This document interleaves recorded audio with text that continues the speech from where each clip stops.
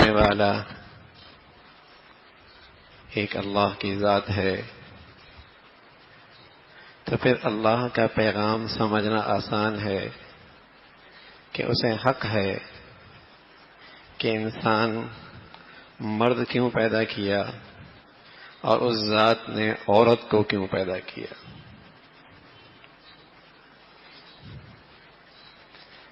جب اتنا مان لیا کہ وہ ذات خالق ہے تو پھر اسے حق ہے کہ تخلیق کا مقصد بھی بتا دے کہ مرد کیوں پیدا ہوا ہے، عورت کیوں پیدا ہوئی۔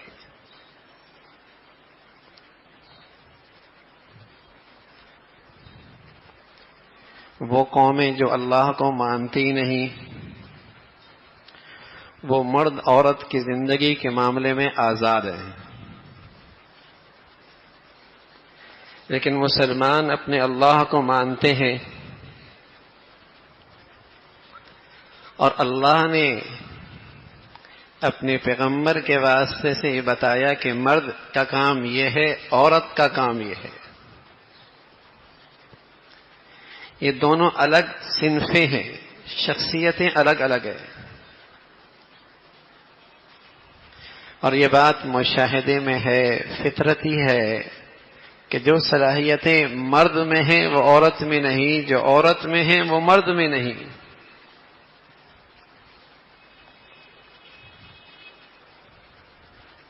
جب دونوں کی صلاحیتیں علیحدہ علیحدہ ہیں تو اللہ نے اور اللہ کے رسول نے ان دونوں کا دائرہ کار بھی علیحدہ علیحدہ رکھا ہے۔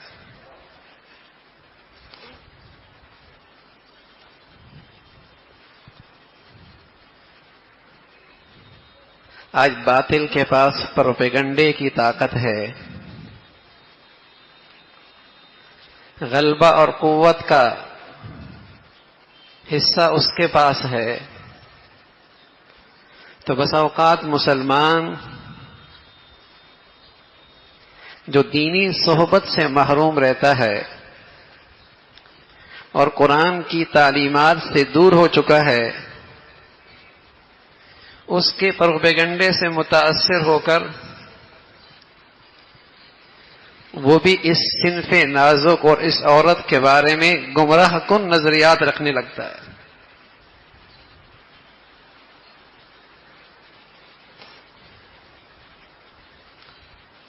اللہ نے مرد کی زندگی اس کا ایک دائرہ کار رکھا ہے، عورت کی زندگی وَقَرْنَ فِي بُيُوتِكُنَّ، عورت کی زندگی کا مقصد اور منصب گھر کی زندگی کو استوار کرنا ہے۔ یہ بڑی بھاری ذمہ داری ہے۔ والد سے کہا ہے تم اس کے معاش کے ذمہ دار ہو، شوہر سے کہا ہے تم اس کے معاش کے ذمہ دار ہو، دونوں نہیں، بھائی سے کہا ہے تم اس کے معاش کے ذمہ دار ہو، اس لیے کہ ایک عظیم ذمہ داری سے، ایک عظیم ذمہ داری اس کے سپرد ہے۔ وَقَرْنَ فِي بُيُوتِكُنَّ، تم نے یہ گھر کی ذمہ داری نبھانی ہے۔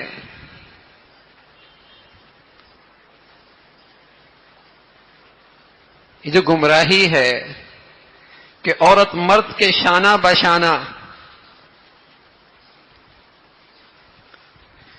اگر مرد عورت شانہ بشانہ ہی چلنے ہوتے تو اللہ کو ان دونوں صنفوں میں تقسیم کرنے کی کیا ضرورت تھی؟ دونوں ایک جیسے پیدا کر دیتے۔ طاقت میں فرق ہے، صلاحیتوں میں فرق ہے، مزاج میں فرق ہے، فطرتی فرق ہے۔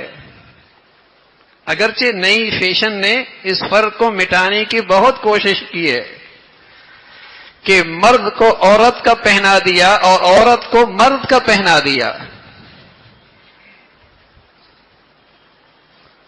اس نے مرد کی شکل لینا شروع کر دی اور عورت نے مرد کا روپ ڈھالنا شروع کر دیا، لیکن جو فطرتی فرق ہے وہ تو ہے۔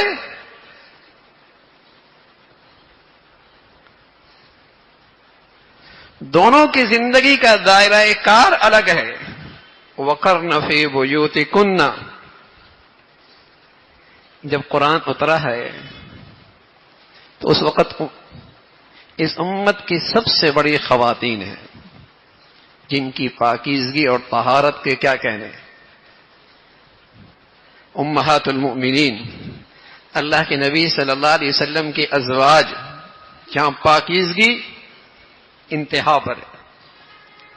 عفر اور پاک دامنی روئے زمین پر ایسی کوئی مثال نہیں ہے. ان سے بھی کہا جا رہا وَقَرْنَ فِي بُيُوتِكُنَّ اور اس کے ذریعے ساری امت کے ماں بہن بیٹیوں کے لیے سبق ہے، پیغام ہے کہ یہ عورت کا عظیم الشان منصب ہے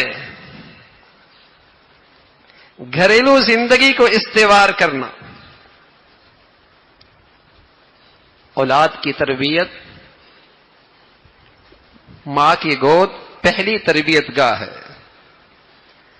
جہاں سے وہ اخلاق سیکھتے ہیں، کردار بنتے ہیں. میں ایسی کیا کرتے تھی جب سینے سے لگایا کرتی تھی اور چھاتی سے اسے دودھ پلاتی تھی اور اس کے کان پہ ہاتھ رکھتی تھی تو جسم کی نشو و نما کے لیے چھاتی سے وہ دودھ پیتا اور اس کی زبان کے کلمات سے اس کی روحانی تربیت ہوتی. اور یہ ماں اس کے کان پہ ہاتھ رکھ کے کہا کرتی تھی حسبی ربی جل اللہ ما فی قلبی غیر اللہ نور محمد صلی اللہ لا الہ الا اللہ. لوریاں دیا کرتی تھی، سینے سے لگاتی تھی، قرآن کی تلاوت کرتی تھی، گود میں رکھتی تھی، اس کا کردار بنانے کی محنت کرتی تھی. بڑا منصب تھا. گھر تربیتی ادارہ ہے، پہلی درسگاہ ہے. بتائیے باپ معاشی ضرورت کے لیے گیا اور اس کی ذمہ داری ہے، یہ کسب اور محنت کے لیے گیا، یہ اس کی ذمہ داری ہے. بچہ نرسری چلا گیا، ماں دفتر چلی گئی، گھر کی درسگاہ کو تالا لگ گیا. گھر کی درسگاہ کو تالا لگ گیا، گھریلو زندگی ختم، فیملی کی زندگی ختم. اور پھر ایک اور مصیبت، جب آزادانہ ماحول ہے، مرد ایک آزاد ماحول میں کام کر رہا، عورت ایک آزاد ماحول میں کام کر رہی. اللہ نے فطرت میں رکھی ہے مرد کے دل میں عورت کی کشش، عورت کے دل میں مرد کی کشش. مرد بھی ایک آزاد ماحول میں ہے، عورت بھی ایک آزاد ماحول میں. بتائیے یہ حلال رشتہ کچے دھاگے سے بھی زیادہ کمزور ہو جائے گا اور حرام کاری کے دروازے چوپٹ کھلنے لگ جائیں گے. فطرت کے خلاف ہے. جس ذات نے اس مرد عورت کی تخلیق فرمائی ہے اس کی رہنمائی کے خلاف زندگی گزر رہی ہے. نتائج بد تو آئیں گے نا، نتائج بد تو آئیں گے. فطرت کے خلاف بھی زندگی ہے اور پھر کہے کہ ریئیکشن نہ آئے. مغرب سمجھ میں آتا ہے اس لیے کہ ان کے ہاں عفت پاک دامنی کھوٹے سکے ہیں. ان کے ہاں تو بے حیائی ہی انتہائی مقصود ہے. ان کے ہاں پاکیزگی طہارت ایک عیب ہے. ان میں حیا ان کی ڈکشنری کے اندر ہی نہیں ہے. ان کی زندگی سمجھ میں آتی ہے. لیکن مسلمانوں کے گھر، مسلمانوں کی تعلیمی ادارے، مسلمان معاشرے سے ایسی بدبودار آواز کہ عورت کی آزادی کا مطلب یہ ہے کہ اسلام کے تمام احکامات سے اسے آزاد کر دیا جائے. ہم جس معاشرے میں رہ رہے ہیں، دائیں بائیں جو کانوں میں آوازیں پڑ رہی ہیں خوب سن رہے ہیں کیا حال ہے. اس اسلام اور اس دین فطرت کے خلاف زندگی گزرنے لگی ہے. عجیب منطق ہے اس نئی تہذیب کی کہ اگر کوئی عورت اپنے شوہر اور اپنے گھر والوں، اپنے ماں باپ، ان کے لیے کھانا پکائے اور ان کی خدمت کرے تو یہ رجعت پسندی ہے، یہ قید ہے، یہ ذلت ہے، یہ دقیانوسی ہے. اور وہی عورت اگر ایئر ہوسٹس بن کے، ہوسناک نگاہوں کا نشانہ بن کے سینکڑوں لوگوں کی خدمت کرے، یہ ترقی ہے، یہ آزادی ہے، یہ اعزاز ہے، یہ جدت ہے.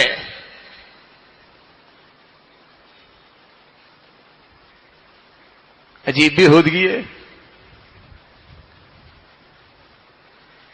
یہ فطرت کے خلاف زندگی ہے. ایک تو یہ ہے نا میرے عزیزو، گھر میں پردے میں کمزوری ہے اور مجھے احساس ہے کہ ایسا نہیں ہونا چاہیے تھا. میری بچی غلط ماحول میں جا رہی ہے، میرا بیٹا بھی مخلوط ماحول میں تعلیم حاصل کر رہا ہے. ایسا نہیں ہونا چاہیے. توبہ کی توفیق مل جائے گی. اللہ رب العزت امید ہے مرنے سے پہلے توبہ کی توفیق دے دیں گے. لیکن خدا نہ خواستہ باطل کے نظریات سے اتنا متاثر ہوا کہ شرم و حیا اور اس حجاب کو ایک زائد چیز سمجھنے لگا، اور کہیں شرم و حیا کی بات آ جائے تو اسے دقیانوسی سمجھنے لگ جائے. یہ پھر خطرہ ہے. یہ پھر خطرہ ہے کہ اسلام اور قرآن کے ان قوانین کا انکاری بن جائے گا. یہ خطرہ ہے. ایک تو وہ طبقہ ہے جو لادینیت میں بڑھ رہا ہے، جس کے ہاں دین نام کی کوئی چیز نہیں. لیکن ایک وہ طبقہ ہے جو بس اوقات نماز بھی پڑھتا ہے، روزہ بھی رکھتا ہے، حج بھی کر لیتا ہے، پردہ ادھر بھی نہیں ہے، وہاں بھی مخلوط نظام سے ان کی اولادیں پڑھ رہی ہیں. لیکن خدا نہ خواستہ اگر مغرب کے ان نظریات سے متاثر ہو کے حجاب ہی کا انکار کر بیٹھا، قرآنی قوانین کا ہی انکار کر بیٹھا، اور دین کے ان احکامات کے بارے میں اس کی زبان سے یہ نکلا کہ یہ دقیانوسیت ہے، بتائیے پھر ایمان کا رہا؟ پھر ایمان کا رہا؟ اور ایک یہ ہے کہ شرمندہ ہے، احساس ہے کہ ہم اسلامی معاشرت سے اور اسلامی تہذیب سے بہت دور نکل چکے ہیں. بس اوقات زبان سے کہتا تو نہیں، لیکن اندر خون کے آنسو ہوتا ہے اپنے بچوں کو دیکھ کر، بچیوں کو دیکھ کر تکلیف ہوتی ہے. تو اس کے اندر بھی خیر موجود ہے، اس کے اندر بھی کچھ ایمان کی رتی موجود ہے. لیکن اللہ نہ کرے اس بے حیائی کے ساتھ اگر زبان سے بھی اور دل سے بھی یہ سوچنے لگا کہ اس دور کے اندر پردے کے ساتھ رہ کر زندگی کیسے گزاری جا سکتی ہے، یہ اس دور کا اسلام کا حکم قابل عمل ہی نہیں ہے، یہ پھر ایمان کے لیے خطرہ ہے. تو جس ذات نے مرد عورت کو پیدا کیا ہے اس نے اس کا تقسیم کار بھی خود بتایا ہے. علی رضی اللہ تعالیٰ عنہ جنہیں اللہ کے نبی صلی اللہ علیہ وسلم نے اپنی پیاری بیٹی دی ہے، اور وہ جنت کی شہزادی ہے، اور جس کی تربیت اور پرورش اللہ کے نبی صلی اللہ علیہ وسلم کے گھر میں اور صحبت میں اور نظروں کے نیچے ہوئی. جب گھر گئیں تو حضرت علی رضی اللہ تعالیٰ عنہ اور آپس میں کام تقسیم کر دیا. فرمایا باہر کی ذمہ داریاں تمہارے سپرد ہیں، گھر کی چار دیواری کی ذمہ داری میری سپرد ہے. بتائیے اس سے بڑھ کر کوئی روشن خیال ہو سکتی ہے خاتون؟ اس سے بڑی کوئی خاتون ہو سکتی ہے سمجھدار اور دانش مند؟ لیکن اللہ کی نبی کی صحبت تربیت، کوئی کہہ دے یہ دقیانوسی ہے، چار دیواری کے اندر قید ہے. عورت تو باہر نکل کر بڑے کارنامے سر انجام دے سکتی ہے. سچ یہ ہے کہ ہر بڑے کارنامے کی بنیاد گھر میں رکھی جاتی، گھر کی تربیت ہی ادارے کے اندر رکھی جاتی ہے. ہر بڑے کارنامے کی بنیاد گھر سے ہوتی ہے. اتنا بڑا منصب، اتنی بڑی ذمہ داری اولاد کی تربیت، گھر کے ماحول کو استوار کرنا، گھر کے ماحول اور فضا کو پرسکون بنانا بڑی بھاری ذمہ داری ہے. لیکن جب عورت کو ان پرفریب نعروں کے ذریعے باہر نکالا، اب وہ سڑکوں پہ ہے، دکانوں پہ کھڑی ہے، اپنی مسکراہٹوں سے گاہکوں کو متوجہ کر رہی ہے، اس کے ایک ایک عضو کو بیچ کر چیزیں بیچی جاتی ہیں، اور اس کی ذات سے تشہیر کے ذریعے آج دنیا کا سب سے بڑا کاروبار ہے یہ کہ اس کو ایک ایک عضو کو نمایاں کر کے تجارت کو ترقی دی جائے. اس عورت کے ساتھ بھی ظلم ہے. اور جس معاشرے میں دو مصیبتیں ہوتی ہیں، یہ بے پردگی ہوتی ہے، مخلوط نظام ہوتا ہے. ایک تو وہاں گھریلو زندگی ختم ہو جاتی ہے، دوسرا وہاں ازواجی زندگی کا سکون ختم ہو جاتا ہے.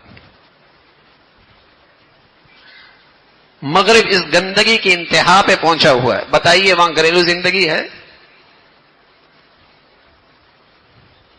ہمارا ایک بچہ وہاں امریکہ پڑھنے کے لیے گیا، کہنے لگا میری کلاس میں 46 بچے تھے، ایک میں واحد تھا کہ جو میرے ماں باپ زندگی کی 50 سال ہو گئے اکٹھے رہتے ہیں، باقی جتنے لڑکے تھے 45 سب کے ماں باپ کو طلاق ہو چکی تھی. یہ ریشو ہے وہاں، یہ ریشو ہے وہاں. اور اسی طرح گندگی، حرام اولاد، ساری چیزیں دنیا کی ریکارڈ پر ہیں. مسلمان تو ایک مہذب معاشرہ، پاکیزہ معاشرہ، عفت اور پاک دامنی کی زندگی جو اس کا ایمان ہے، اس بھی زندگی گزارتا ہے.